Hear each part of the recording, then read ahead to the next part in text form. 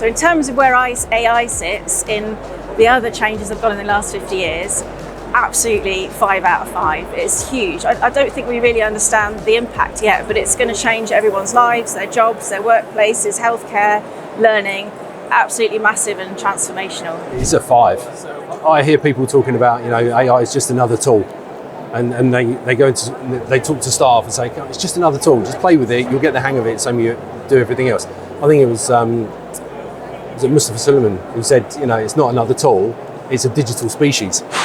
It's a completely different, and we've got to learn to live with it and to coexist and to use it as a co-intelligence at the same time. In comparing AI to technological changes in the last 50 years, I've been working in tech for 25 years. There are a few changes. I started off in mainframes. No one's really buying mainframes anymore. I was a Linux evangelist. That was, now that's normal. But those changes took really, really, really long time. AI is changing how everybody in this building works right now, and we've only really understood that for a year or so. So it's by far the biggest and fastest impact. The internet's obviously the biggest, isn't it? Without the internet. So I'm going to go somewhere on that scale of 1 to 5. I'm going to go a 4. I just don't think it can trump the internet, but it's definitely up there in second place for me, I think. AI is definitely a 4 or a 5. I might rate things like the internet and mobile phones slightly higher at the moment because we can see the impact already, whereas AI, it's sort of scary and we're not quite understanding how it gets used.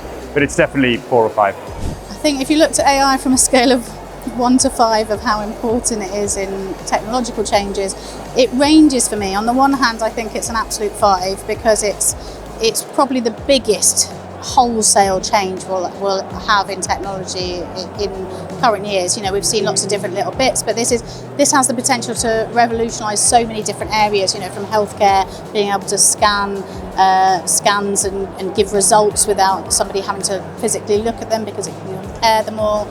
So there's huge potential. But on the other hand, I think if you compare it to just EdTech as a whole, it's not as important in terms of the culture that we need to work on in EdTech full stop, which is, there's a huge amount of culture around EdTech that we need to be working on. AI is one factor of that we need to think about because of the potential, but it also should follow the same rules as all EdTech should in terms of, are we picking it for the right things? Do we know when we're using it and why and what the purpose is? And in that sense, it's no different to any other kind of EdTech.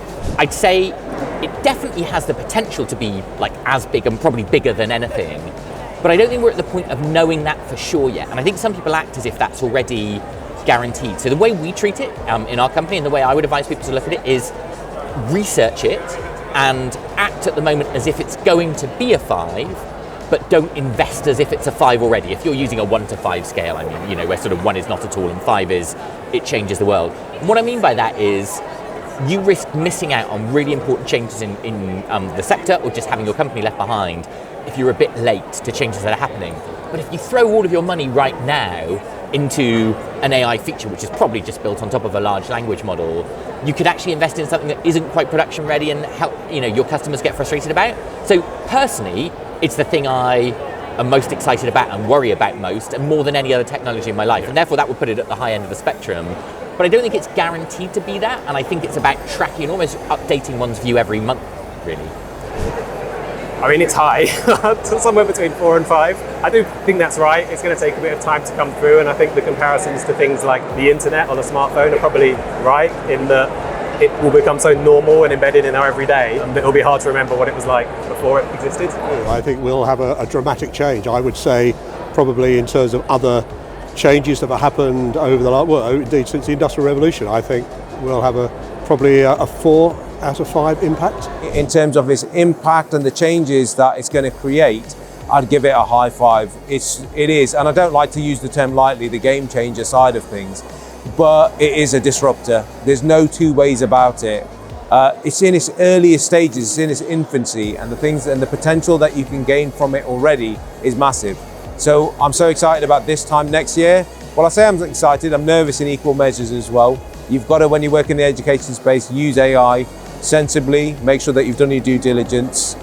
But what it's going to do for teachers, what it's going to do for the classroom, for the students themselves, it's a huge, huge disruptor.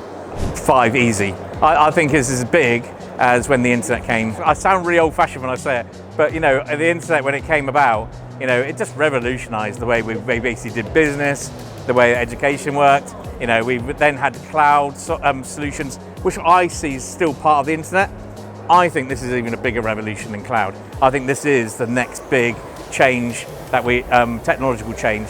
And to be honest with you, if people aren't thinking about it, then they should. Because if they aren't, they're going to be behind their competitors. Because everybody I've been speaking to here, they really are focusing on how they utilize AI, not just, as was just said, in the business, but also for their products and for their customers.